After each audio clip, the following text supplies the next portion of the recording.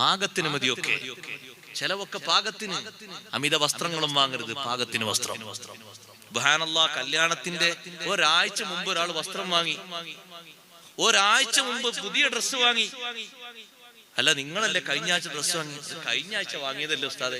കല്യാണത്തിനാകുമ്പോ വാങ്ങി ഉടുക്കാത്ത തന്നെ ഉടുക്കണം, അങ്ങനെ ഉണ്ടോ? നേരത്തെ ആരും എടുക്കാൻ പാടില്ല. ടെക്സ്റ്റൈൽസിൽ ആരോ അറിയാതെ ഇട്ടുപോയെങ്കിൽ അത് മാറ്റി കൊടുക്കേണ്ടി വരും. അളവ് നോക്കാൻ വേണ്ടി ആരും കിട്ടുകയാണെങ്കിൽ പിന്നെ തിരിച്ചു കൊടുക്കേണ്ടി വരില്ലേ? ഒരു പുതിയ നല്ല തുണിയും കുപ്പായം എടുക്കണമെന്നേ ഉള്ളൂ. കഴിഞ്ഞ ആഴ്ചയല്ലേ സുഹൃത്തെ നീ ചെരുപ്പ് വാങ്ങിയത്? അത് 1200 റുപ്യക്ക് ഒരു ചെരുപ്പ് വാങ്ങിയത്.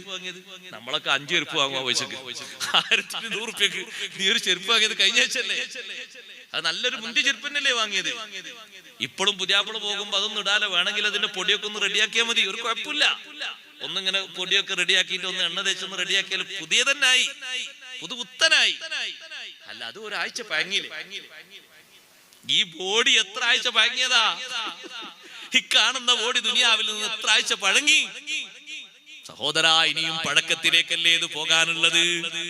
പുതുമ വസ്ത്രം കൊണ്ടല്ല, ഇൽമു കൊണ്ടും ആത്മീയത കൊണ്ടുമാണ്. ഞാൻ എവിടുന്ന ആ വിഷയത്തിലേക്ക് വന്നത് എന്നറിയോ?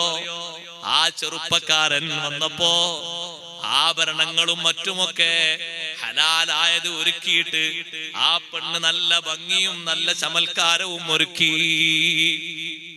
മുടിയൊക്കെ എണ്ണ തേച്ച് വൃത്തിയാക്കി, ഇല്ലിയാക്കി മുടഞ്ഞു റെഡിയാക്കി, തന്റെ പക്കലുള്ള നല്ല വസ്ത്രം ധരിച്ചു. അതേ മുഖത്തുള്ള വിഷയങ്ങളൊക്കെ റെഡിയാക്കി, നല്ല എണ്ണ തേച്ച് റെഡിയാക്കി, പറ്റുന്ന രൂപത്തിലുള്ള ഭംഗിയൊക്കെ സ്വീകരിച്ചു. കയ്യിന് നിറയെ മൈലാഞ്ചി ഇട്ടു, കാലിനും മൈലാഞ്ചി ഇട്ടു. വിവാഹിതർക്ക് മൈലാഞ്ചി ഇടൽ സുന്നത്താണ്. അതേ പുരുഷന്മാർക്ക് കയ്യിനും കാലിനും മൈലാഞ്ചി ഇടരുത്, അത് ഹറാമാണ്, കബീറത്താണ്. കല്യാണത്തിന്റെ അന്ന് നടുത്തളത്തിൽ മാത്രം ഹുവയുടെയും ഹിയയുടെയും പേരെഴുതിയിട്ട് റോട്ടിലൊക്കെ കാണുന്ന ചില ആരോമാർക്കൊക്കെ അങ്ങോട്ടും ഇങ്ങോട്ടും റെഡിയാക്കിയിട്ട്, ചില സിഗ്നൽ കാണാറില്ലേ റോട്ടിൽ വാഹനങ്ങൾക്ക് സിഗ്നൽ കൊടുക്കുന്നത്? അങ്ങനെ കുറെ സിഗ്നൽ കൂട്ടാരം ഇതിന്റെ നടുവിൽ വ്യത്യസ്ത ആരോമാർക്കൊക്കെ ഉണ്ടാക്കി. മലയാളത്തിലും അതുപോലെ തന്നെ ഉറുദുവിലും കന്നഡയിലും തമിഴിലും തെലുങ്കിലും ചില ഭാഷ കോഡ് ഭാഷ, ചില കോഡ് ഭാഷ മഹബത്തിന്റെ കോഡ് ഭാഷ ഒക്കെ എഴുതിയിട്ട് ഈ ഹറാമിന്റെ കയ്യുമായി, വൻകുറ്റം ചാർത്തിയ കയ്യുമായി നീ പുതിയ ആപ്പിള ഇറങ്ങല്ല, നിക്കാഹിന് വന്നേക്കല്ല. കയ്യിനും കാലിനും മൈലാഞ്ചി തേച്ച സ്വഹാബിയെ മുത്തുനബി തങ്ങളെ സംവിധത്തിൽ കൊണ്ടുവന്നപ്പോ ആ വിഷയത്തിന്റെ ഗൗരവവും ആ വിഷയത്തിന്റെ കാർക്കശ്യവും പാലിച്ച് സ്വഹാബിമാരെ കൂട്ടത്തിൽ നിന്നൊരാൾ എണീറ്റ് ചോദിച്ചില്ലേ, അല്ല അതിരിബുനുഖഹു, പെരടി അങ്ങ് വെട്ടിയേക്കട്ടെ നബിയേ? കയ്യിനും കാലിനും മൈലാഞ്ചി തേച്ച സ്വഹാബിയുടെ പെരടി വെട്ടട്ടെ എന്ന് ചോദിച്ചപ്പോ വ്യഭിചാരം ചെയ്ത ആളുടേതല്ല, മോഷണം നടത്തിയ ആളുടേതല്ല, കവർച്ച ചെയ്ത ആളുടേതല്ല, കയ്യിനും കാലിനും മൈലാഞ്ചിയിട്ട സ്വഹാബിയുടേതാണ്. അല്ലാഹുവിന്റെ റസൂൽ ചോദിച്ചു, അലൈസ ഹുവ യുസല്ലി, നിസ്കരിക്കുന്ന ആളല്ലയോ നബിയെ? നിസ്കരിക്കുന്ന ആളാണ്. ഇന്നി നുഹീതു അൻ ഖത്ലിൽ മുസല്ലീൻ, നിസ്കരിക്കുന്നവരെ കൊല്ലാൻ പാടില്ല, അവർക്കൊരു ബഹുമാനമുണ്ട്. തൽക്കാലം മുത്തുനബി തങ്ങൾ ശിക്ഷ കൊടുത്തു. മദീനയിൽ നിന്ന് അന്നും ഇന്നും ആൾ താമസമില്ലാത്ത റബദത്ത് എന്ന് പറയുന്ന സ്ഥലത്തേക്ക് നാട് കടത്തിപ്പോയി, ബഹിഷ്കരണം ഏർപ്പെടുത്തിപ്പോയി. പുരുഷൻ മൈലാഞ്ചി ഇടേണ്ടത് നരച്ച താടിക്കും തലക്കുമാണ്, അത് സുന്നത്താണ്. അതേ സമയത്ത് നഖത്തിന് മൈലാഞ്ചി ഇടരുത്, ഒരു അരനഖത്തിന് പോലും ഇടരുത്, കയ്യിന്റെ നടുവിലും ഇടരുത്, കാലിന്റെ വല്ലിനും കാലിന്റെ നടുവിലും ഒന്നും ഇടരുത്. കയ്യിനും കാലിനും മൈലാഞ്ചി തേക്കണം. വിവാഹിതരായ സ്ത്രീകള്, വിവാഹത്തിന്റെ തലേന്ന് വിവാഹം ചെയ്യാത്ത പെണ്ണുങ്ങൾക്ക് 10,000 ഉറുപ്പിന്റെ മൈലാഞ്ചി കൂട്ടം കൊണ്ടുവന്നിട്ട് ആ പൈസ വെറുതെ കളയണ്ട, അത് വേറെ ഏതെങ്കിലും സുന്നത്തായ രൂപത്തിൽ ഉപയോഗിച്ചോ, അള്ളാഹിന്റെ അടുക്കൽ കൂലി കിട്ടും. എന്റെ മോൾ എന്നോട് പറഞ്ഞു കഴിഞ്ഞ പെരുന്നാക്ക്, എന്റെ മോള് ചെറിയ കുട്ടിയാണ്, LKG പഠിക്കുന്ന കുട്ടി, ഉപ്പ എന്താ പറയാ മൈലാഞ്ചി കൂടുന്നല്ലേ, കിട്ടുന്ന ട്യൂബ് കൊണ്ടുവരണം. അപ്പൊ ഞാൻ പറഞ്ഞു, മോളെന്താ ട്യൂബ് എന്തിനാ? ഇവിടെ നല്ല ലൈറ്റ് ഉണ്ടല്ലോ. അല്ല, ആ ട്യൂബല്ല, മൈലാഞ്ചി ട്യൂബാണ്. അത് തൽക്കാലം ഞാൻ കൊണ്ടുവരില്ല. അത് എന്നിൽ ഇത് പ്രതീക്ഷിക്കേണ്ടില്ല. നിനക്ക് നല്ല രണ്ട് നല്ല മിഠായി കൊണ്ടുവരാം, കഴിക്കാൻ പറ്റും. പെരുന്നാളല്ലേ, സന്തോഷത്തിന്റെ ഒരു മധുരം അത് കൊണ്ടുവരാം. പിന്നെ നിന്നെ മുടിക്കൂടെ കൊളുത്താൻ പറ്റിയ നല്ല 2 ക്ലിപ്പും കൊണ്ടുവരാം, അവരെ സന്തോഷിപ്പിക്കാൻ വേണ്ടിട്ട്. ഇത് ഞാൻ കൊണ്ടുവരാം. അത് എന്റെ പക്കത്ത് പ്രതീക്ഷിക്കും വേണ്ട. അതെന്താ ഉപ്പ മൈലാഞ്ചിട്ട് എന്താ കുഴപ്പം? അല്ല, അത് നിനക്കിടാൻ പാടില്ല. വിവാഹിതരല്ലാത്ത പെൺകുട്ടികൾ മൈലാഞ്ചി ഇടുന്നത് കറാഹത്താണ്.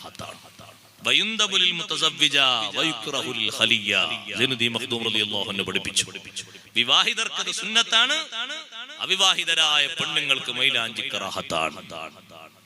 പുരുഷന്മാർക്ക് തീരെ പാടില്ല. അങ്ങനെ മൈലാഞ്ചിട്ടിട്ട് ഏതെങ്കിലും ചെറുപ്പക്കാർ ഒരുങ്ങാൻ അറിയാത്തവർ പറഞ്ഞു കൊടുക്കണോ, സുഹൃത്ത് എങ്ങനെയൊന്നല്ല ഒരുങ്ങേണ്ടത്. നീ കല്യാണത്തിന്റെ മുമ്പ് 2 റക്അത്ത് സുന്നത്ത് നിസ്കരിക്കാണ്, എനിക്ക് അതിന്റെ മുമ്പ് അതൊക്കെ നിസ്കരിച്ചു. എന്നിട്ട് നല്ല തുണിയും കുപ്പായൊക്കെ ധരിച്ച് സുന്നത്താര് കുളിച്ച് അത്രയൊക്കെ പൂശി കളയേണ്ട കുറച്ച് രോമങ്ങളൊക്കെ ഉണ്ട് ശരീരത്തിൽ, അതൊക്കെ കളഞ്ഞ് വൃത്തിയായി, അതൊക്കെ ഒന്ന് വൃത്തിയാക്കിയിട്ട് വെട്ടിക്കളഞ്ഞ് വൃത്തിയാക്കി റെഡിയാക്കിയിട്ട് അങ്ങനെ നല്ല ഭംഗിയായി നല്ല രൂപത്തിൽ അങ്ങനെ പഠിപ്പിച്ചു. ഈ ചെറുപ്പക്കാരൻ വന്നപ്പോ ഈ പെണ്ണ് പറഞ്ഞു, വിഷയത്തിലേക്ക് വരട്ടെ, ദൂർത്തൊന്നും പാടില്ല. കല്യാണത്തിലേക്ക് എന്തൊക്കെയോ ദൂർത്താണ്, ഒന്നിനും പങ്കെടുക്കാൻ പറ്റാത്തൊരവസ്ഥ വരികയാണ്. വലിയ സങ്കടങ്ങൾ. വേറെ കുറെ സന്ദർഭങ്ങളുണ്ട്.